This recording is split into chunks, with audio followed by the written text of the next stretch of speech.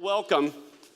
I am so glad that you are here, and people that are watching via our webinar, we're glad that you're here too.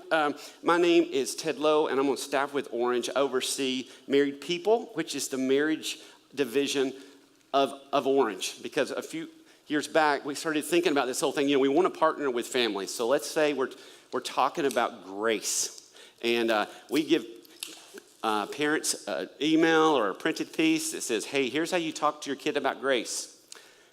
But in those homes where mom and dad both live, if they're not giving each other any grace, they're not really effective about teaching their kid about grace, right? So we said, hey, if we need to pour into the marriages that are impacting kids, and sometimes that's mom and dad, sometimes that's mom and stepdad or stepdad and mom, whatever that marriage is that's impacting that kid, we want to pour into them. Because I want you to see a video that kind of communicates this big picture. A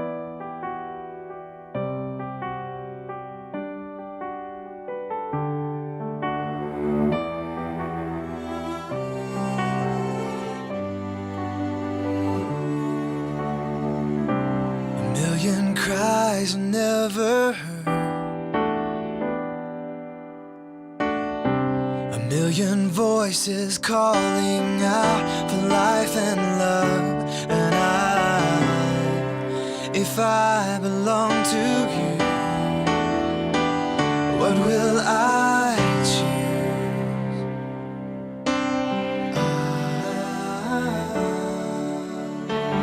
We are your hands and feet. We are free to change the world. Reaching out to the unseen, to those who haven't heard. We are free to change the world.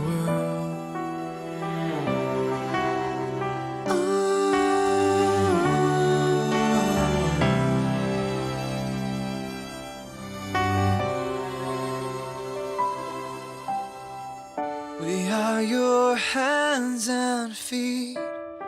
We are free to change the world. Reaching out to the unseen. Your hands and feet. We are free to change the world. Reaching out to the unseen. To those who haven't heard. We are free to change the world. We are free. We are free. Free to change the world. We are free. We are free. So that they all will know they're not alone. Oh, we are free to change the world. We are free. We are free. Oh,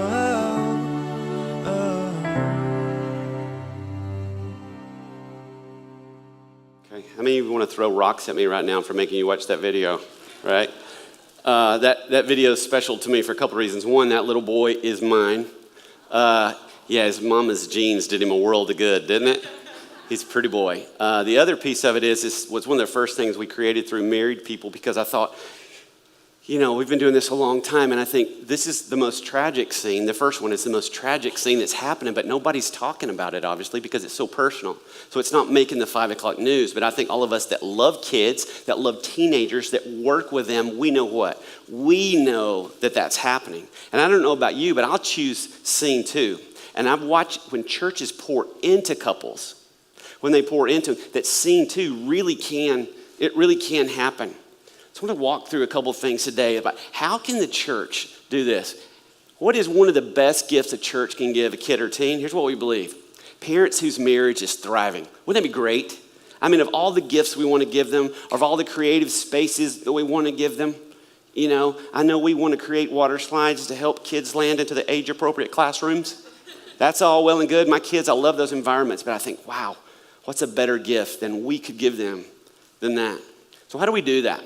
How do churches help marriages that thrive? When we started Married People, we started looking around like what was already out there. I found some great things for premarital. I mean, there's Prepare and Enrich are these incredible inventories They've been around for years. They're fantastic. I started thinking about couples in crisis, and I thought, you know what?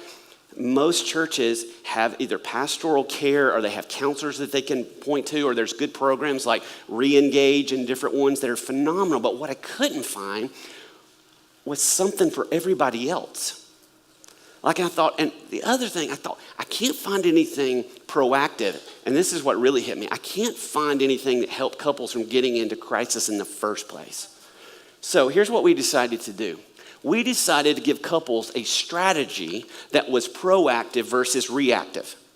Now, here's the thing about being reactive as a church. I worked 9 years at North Point Church as the director of married life, and I would have couples come to me and that were on the verge of divorce. And I told my wife one day, I go, I must really be bad at it when couples are that point, because I haven't saved any marriage yet. God hasn't used me to save anybody's marriage. And then it hit me what they were doing. They were using me as the last thing on their pre-divorce checklist to make it okay to get a divorce.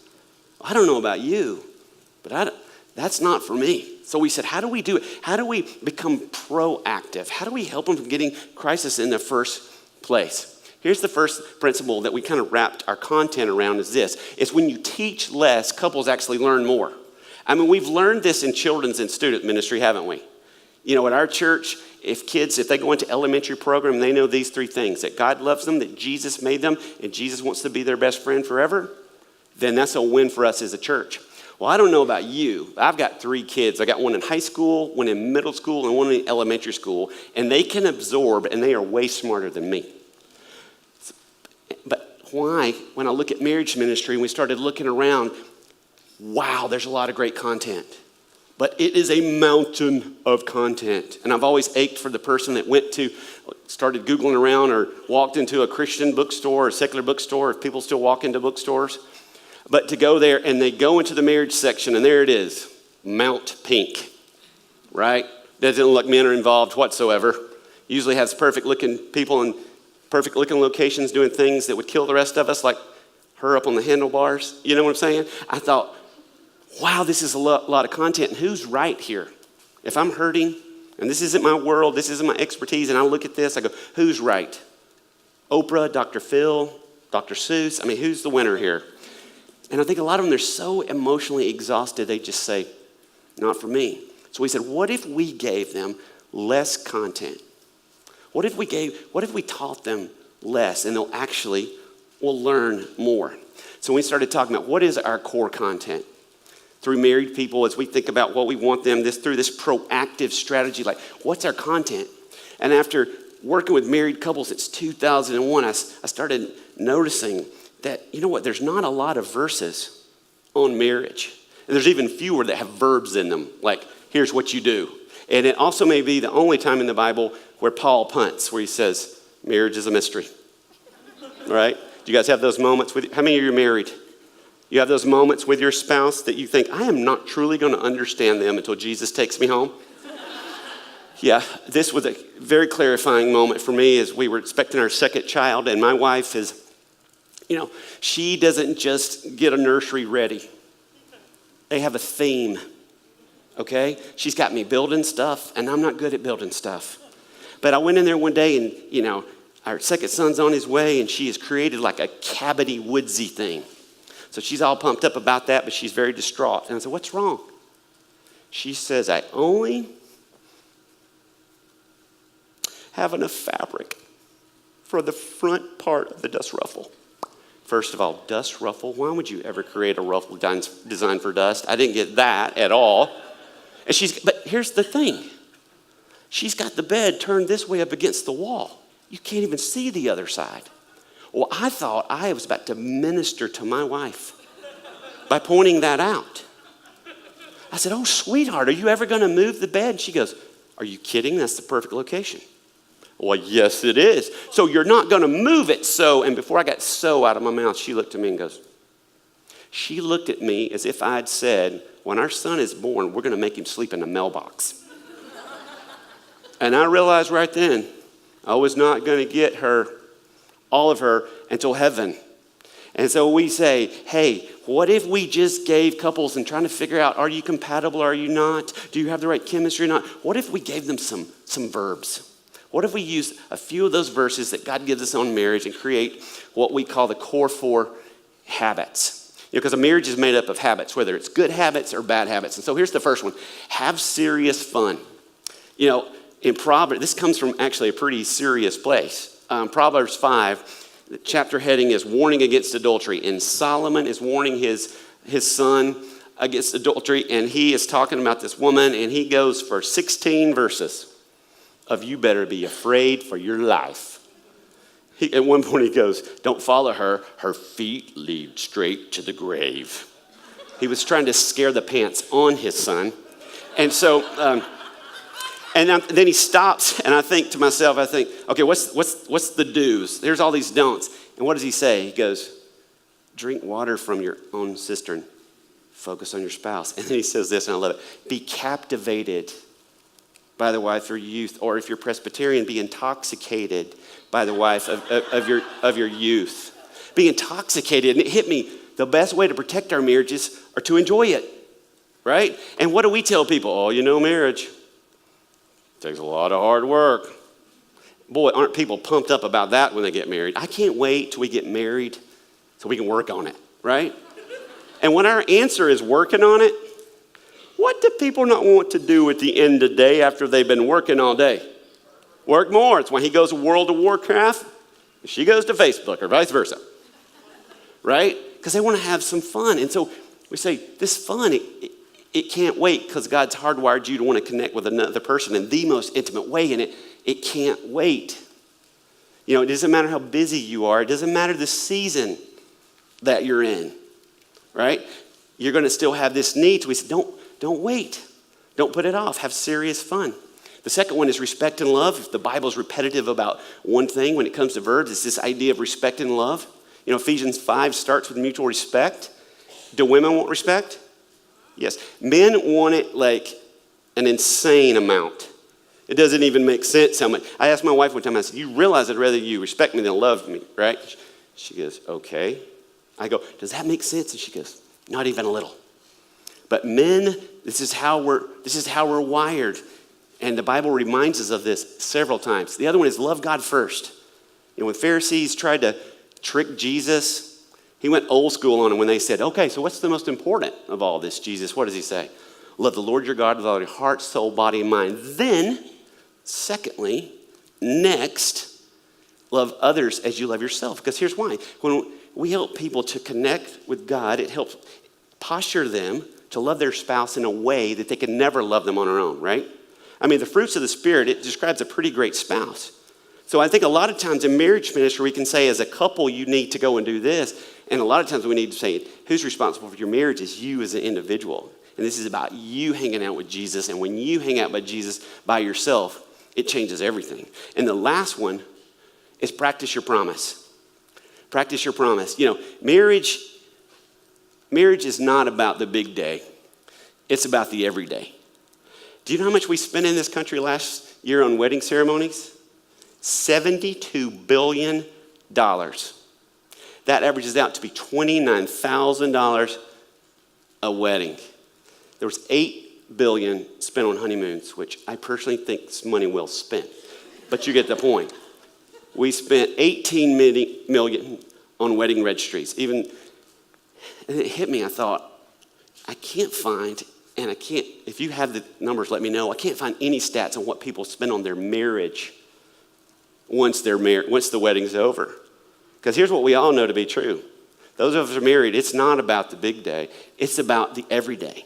So how do we help couples in their reality of their everyday? Because a lot of times in marriage ministry, we can kind of say, hey, we'll do these gigantic retreats, we'll do all these different things, and you kind of come along to our context. Or we give them this great big gigantic book on marriage, and half of them are going, that's never going to happen.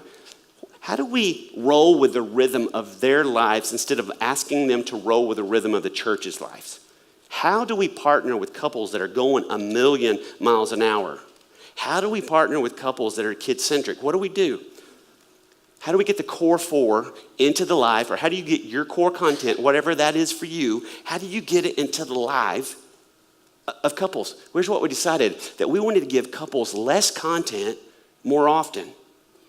Less content more often. I don't know if I've been to some great marriage retreats, but I've also been to ones where there's like this dump truck load of content.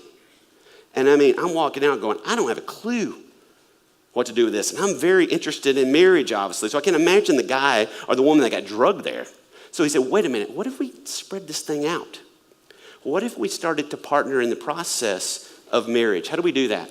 We feel like we can do that in 3 ways. Through the Married People strategy, we try to do that in 3 ways. The first is with individual couples. How do we partner with them when we're not around, right? What do we do when we're not, which is most of the time? We do that in a couple ways. We started with date nights.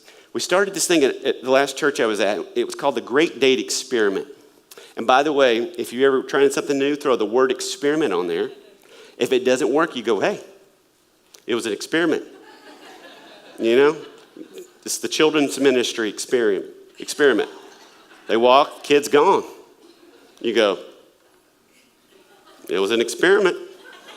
So we did a Great Date Experiment, and because I really didn't know if it was going to work. We had no money for it, so we just created these envelopes with 5 little cards in it, and people would drive through the church, and we would hand them these cards through the window.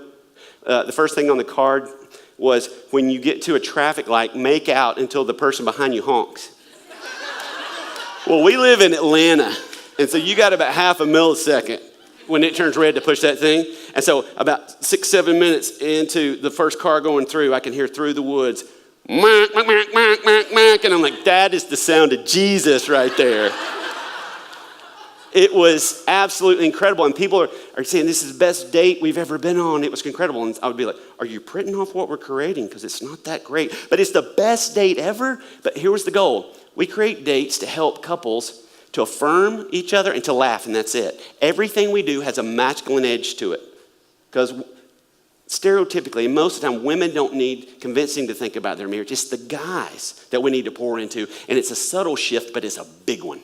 It's one of the ones I'm going to die on the hill on, is if we can appeal to guys, and we can appeal to what the guy we call Bob, he's 34, he's a good guy, iffy with his faith. If we can appeal to Bob, then we win. Everybody else will be okay.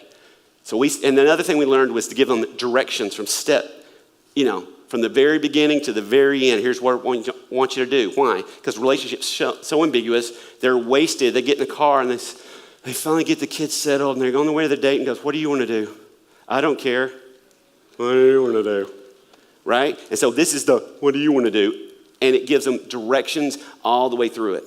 Again, to help them laugh and to affirm each other. The second piece of this, of the individual couple piece, is what we call a Married People e-zine. When we go to my wife's house, her mother's house, that's actually why our marriage is so good, because we have 2 different houses. Anyway, when we go to her mother's house, we passed 29 churches, and I thought, what's something any church could do? So we came up with this thing called a Married People e-zine. We create an email, we forward it to you, and you forward it out to people. Everything we create is designed for you to make your own, because we want the church to be the hero. We don't care if the couples in your church know we exist. Just like in our children's curriculum, we don't care if you know Reggie Joiner exists. It's the same thing. Okay? So the e-zine, it's got some fun components. One of them is called the 2-minute vacation. Talking about low bar. But you ask, hey, at some point ask this question. If we could have a vacation home free anywhere in the world, where would it be? Or here's how you love with the Post-it note. Thank you for always fill in the blank. Thank you. Can you imagine getting in your car and it's saying, thank you for always going to work. I know you don't love your job, but thank you for doing that for our family. That's rolling with the rhythm of their lives instead of asking them to roll with ours. The second piece of this is small groups. How many of you have small group or Sunday school model? Well, small groups, you've got to have couples around your couples that are for their marriage. Nobody divorces in isolation. They find people to tell them it's okay. So I don't believe a marriage is healthy in isolation. You got to have people around it to say, we're for your marriage. And we're not going to sit around and, agree with you that your husband's the worst or your wife is the worst. We're going to help you. We're going to be for you. And we surround them with small groups. Then we take the core 4 through larger group experiences. And this is probably the one I get the most pushback about. And some people say, why don't you call it large group experience? Well, some churches says we don't have a large group of couples, so we called it larger. So it's bigger, than a small group. But there's something happen, just like we've learned in students and children's ministry, that happens in these larger group settings. You can start casting vision that marriage is not just about for people that are falling apart, but it's for all of us. You can start casting vision that, guys, we're not going to beat you up for not being women. You can cast the vision. You can start pointing to your other things. You can start pointing, hey, if you are in crisis, this is what we have. The larger group experiences are what communicates all the other pieces of this. And we do this in a couple ways. One-night events and worship services. For the one-night events, we stopped doing retreats at our church, and because the same people that would come to anything would come to that retreat. You could have a woodchuck convention, and these people would show up, right? And so we said, what if we spread out and had 4 one-night events that are fun, that are guy-friendly, that teach us one thing? Well, our attendance quadrupled, and people started inviting their neighbors. That's the thing with marriage ministry. I never saw it coming, but it's such a great bridge with the church, with the world. And we need bridges, folks, because we burned a lot of them. And it's just become this amazing thing, because you don't have to love Jesus to want your marriage to work. And when the church is known as the one that's for your marriage, whoo, that dog will hunt, as my daddy says. Worship services. Some people go, oh, we can't talk about marriage in the worship services because there's some people that are not married. It's this easy, but this essential. You simply say this. You say, hey, today we're going to talk about marriage, and here's why. You either are married, you want to be married, or someone you love dearly is married, and you're off to the races. It's that easy, but it's that essential. So you can use your Sunday mornings to do this. Now, if a church puts all of the married people components, all of this strategy, if you play on, you're giving couples 25 touch points throughout the year. I want you to think of a couple right now that you know they're not frustrated, they're not in a bad spot, but they're just kind of living like roommates. Some of you are going, that's me. Who's that couple? They're not falling apart, but they're just running a million miles an hour. Can you imagine the potential of what could happen to their marriage if they had these doable touch points? Because 25 touch points in a culture that gives them none. I mean, you think about it, there's nowhere naturally in our culture that encourages marriage, and the church gets to be that. We get to do that. You see, marriage ministry's got a little bit of an image problem right now. It feels feminine, old, and outdated, and not innovative at all. We got to change that. We get to change that, and when we do, people will follow. So, this is what it would look like if you put these 25 touch points. The last thing I want to say to you is this before I give you next steps. Is a proactive marriage ministry creates the greatest stories you won't hear until heaven. And here's why. Nobody calls the church when they're doing good, right? Nobody's going to call the church and say, hey, thanks for that date. It started some things and it was a great night. You know what I'm saying? We were laughing all the time. We were living like roommates. Now we're living like red hot lovers, and it is the church's fault. I'll call you next week and give you an update. Nobody's doing that, right? Nobody's doing that. And so you may lose some of the sensational stories, but you're going to hear far superior stories. It's a story of a blended family that doesn't break again. It's a story of kids getting to look at mom and dad and say, I want that, instead of I never, ever want my family to look like this. Even if I never get married, I don't want that. That's why people are forgetting marriage, or they don't want to be married, and they're prolonging it and waiting. We've scared them to death because we don't have any models. We get to disciple people. We get to set them up for relational wins. We get to create moments of laughter, moments of affirmation, and it starts to tell a different story. And it's the little things to add up to the big things.